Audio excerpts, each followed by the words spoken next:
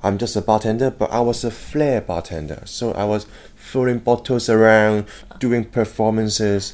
I was really good on my fire flaring. So you light the bottle top on fire and just doing tricks about it.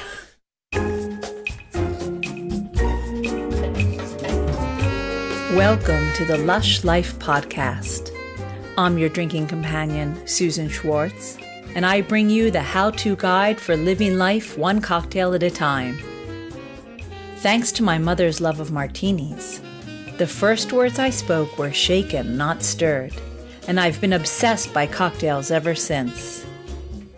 Together, we'll learn from bartenders, brand ambassadors, distillers, and others why certain drinks are popular in certain cultures, how to make the perfect old-fashioned, when to shake and when to stir, and so much more. Hear that sound? It's time to cozy up to the bar and let the fun begin. Plunked down in the UK from Hong Kong at the age of 17, wanting a little pocket money, our guest found work in a pub.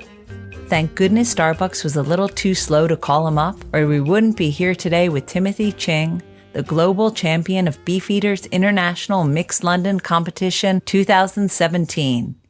We start with the how and why he found himself in Birmingham. So I'm born and raised in Hong Kong, but I moved to England when I was like 16 years old. I joined sixth form in a grade bar school in Birmingham. How was that? Fantastic. It was different. I came over as an exchange student. So sixth form is where I began. And then I don't want to leave UK. So I found my way back after my exchange student program. Now, did you always want to come to the UK, or was this because your family left? That was just because I always want to go abroad to study abroad.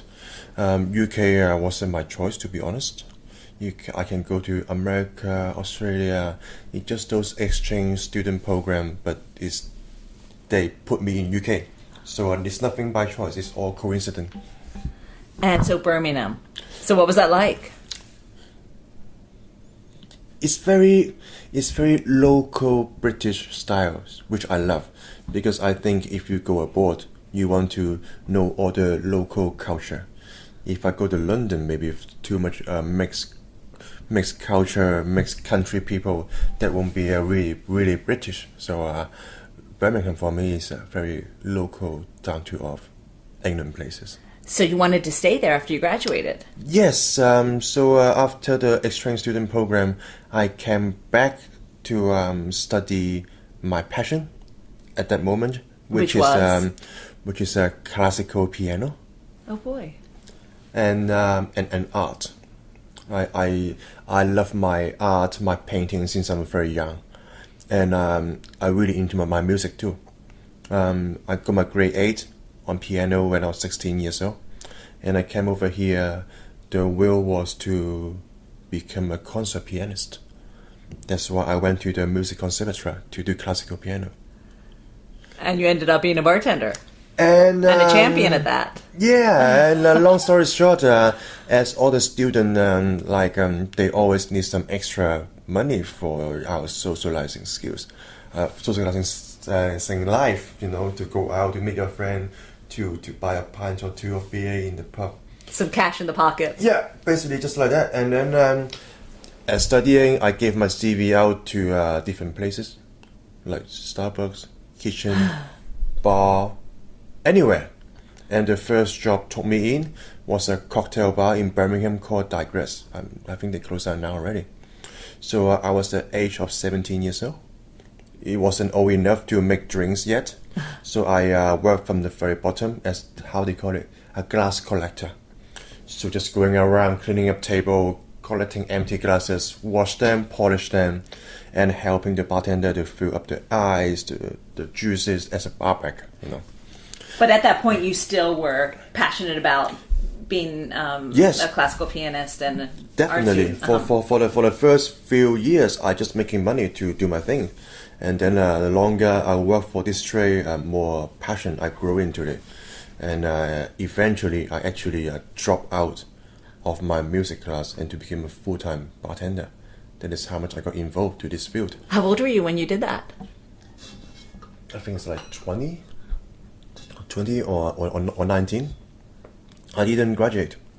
I was a classic dropout, bad student. Your parents in Hong Kong must have been like freaking out. Yeah, because they put so much effort in to send me to UK to become a musician, to become a concert, and you're good. to become a concert pianist, and I was doing okay. You know, I was spending more than 6 hours per day just to do on my piano since I'm age of 12. So they have really high hope on me, and then it turned out to become a full-time professional bartender. So it was a really big treat. Do you remember when you made that decision? When you said, "I'm gonna give this up and really start this"? No, I didn't even really make it because to go to school you need to start very early in the morning, and then when I finish my bartending job, it's become very late in the evening until like 2 or 3 in the morning. One day I just think, come on, I just want to go to work. I want to sleep enough so I can have enough power to do my night shift.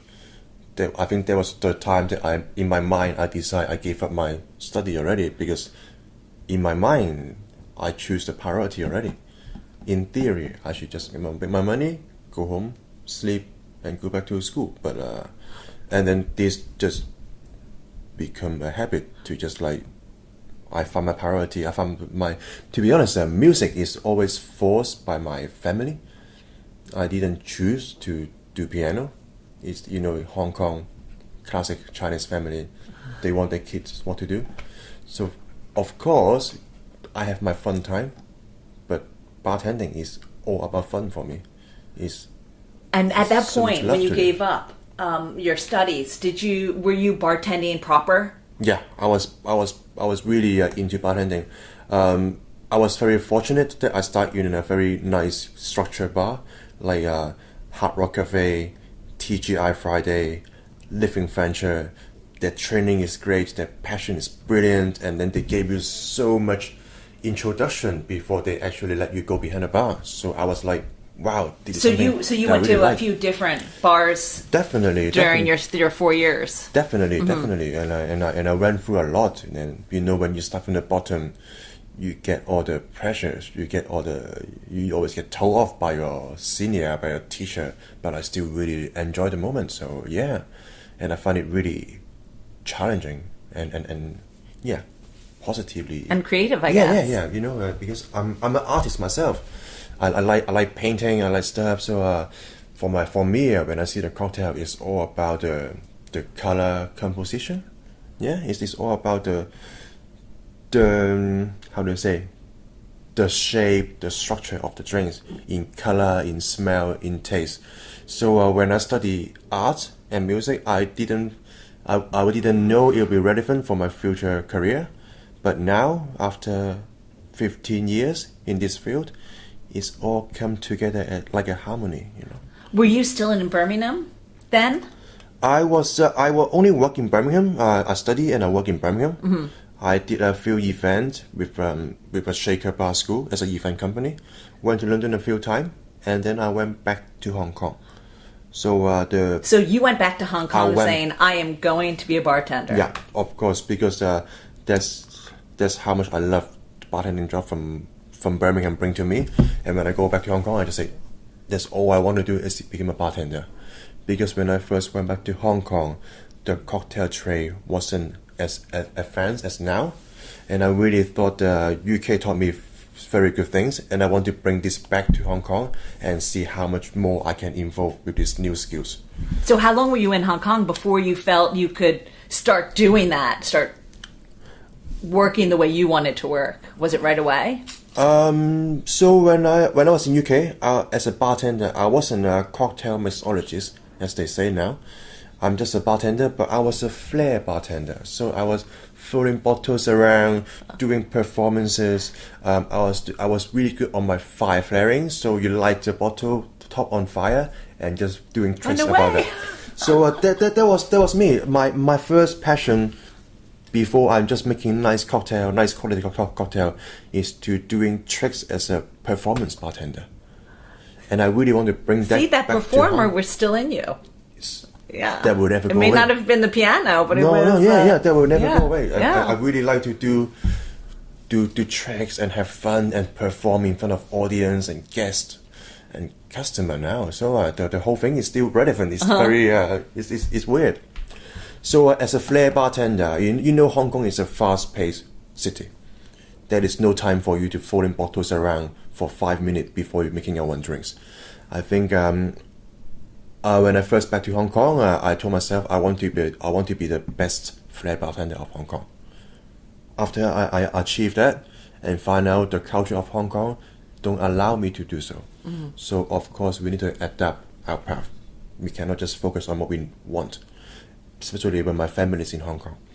So from a flair bartender, folding bottles around, doing tricks, to more focus on ingredients, the cocktail knowledge, the product knowledge, and history about cocktails.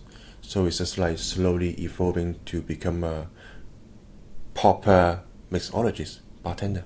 Mm-hmm. And where were you able to be that bartender? Was there one place, one bar where you felt, all right, this is where I really grew? So after back to Hong Kong, the first job I had was being a team leader in an opening restaurant. It's called Suma.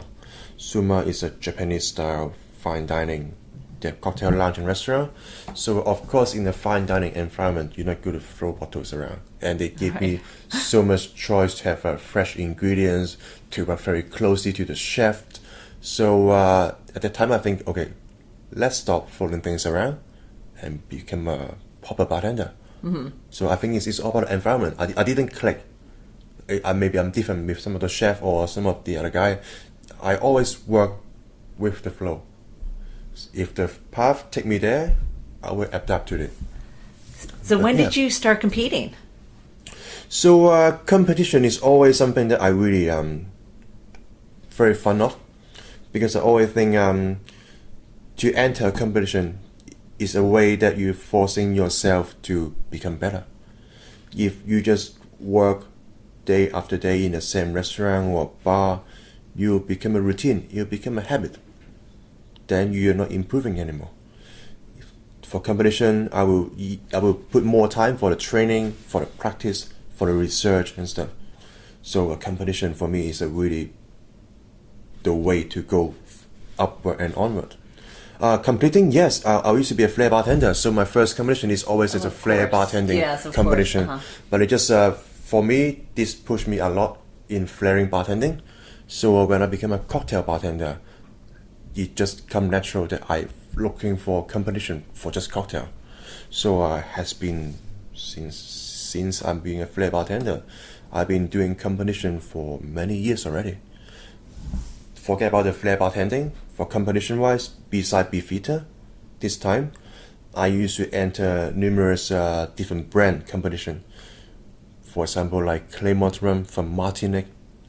I was a Hong Kong champion. They sent me to Caribbean, Martinique, just for a week. That was a really unforgettable experience. So Claymont rum, Bacardi Legacy, World Class, or the small gin brand like D1 Gin.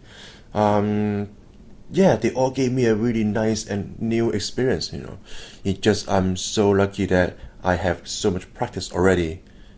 And for last year, Beefeater MIXLDN number 6, it really come through perfectly. And I got a title for last year. Yeah, let's talk about that, because the theme was cinema, right? Yes, the theme was cinema. So how did you formulate that in your head? Okay, so my drink last year I made is called Please Sir, I Want Some More.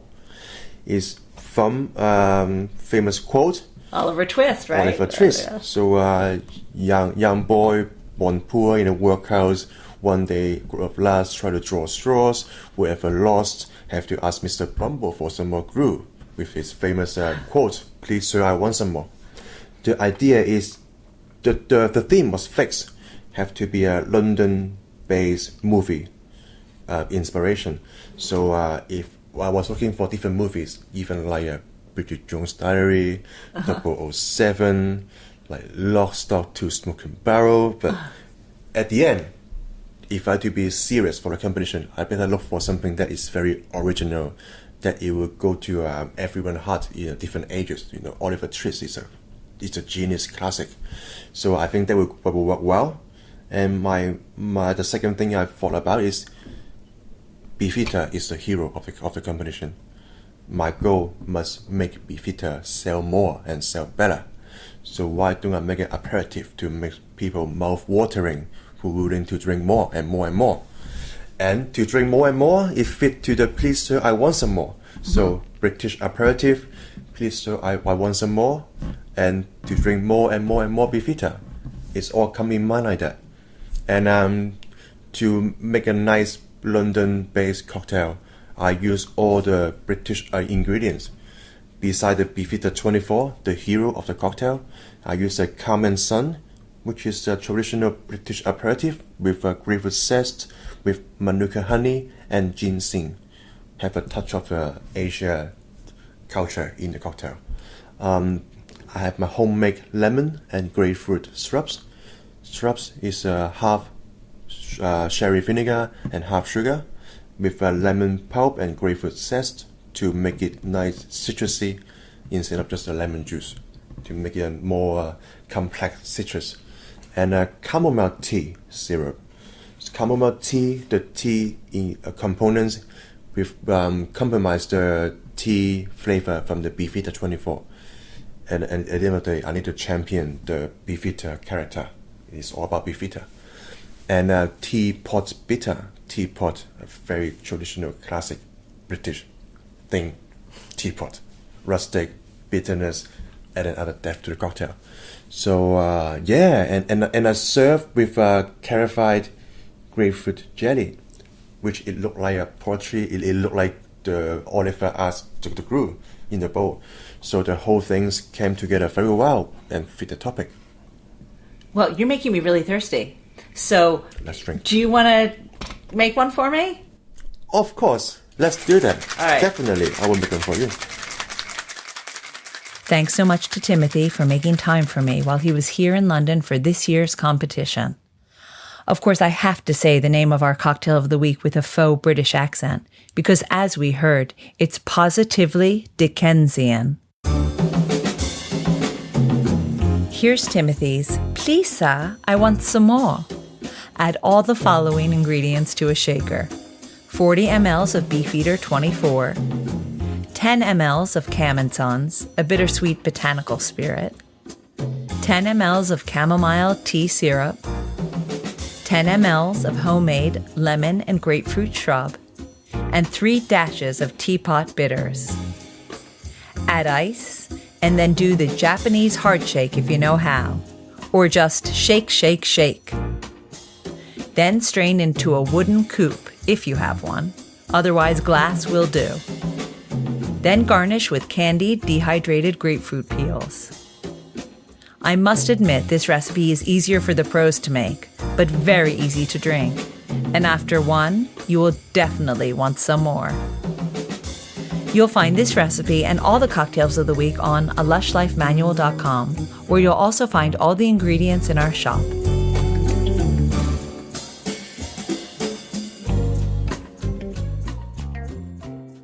If you want to find out more about the Beefeater Mixed London competition and who won, check it out on lushlifemanual.com. Next time, we are headed to Colombia, so pack your bags, we're going to South America. Until next time, bottoms up. Thanks for listening to the Lush Life podcast, the sister of A Lush Life Manual. For more information and links to everything you heard, plus a bit more, please visit alushlifemanual.com. Always remember the wise words of Oscar Wilde. All things in moderation, including moderation. And always drink responsibly. Okay, I said that last part. Theme music is by Steven Shapiro and used with permission. Lush Life is produced by Terra, and I'm your hostess, Susan Schwartz. I'll see you at the bar.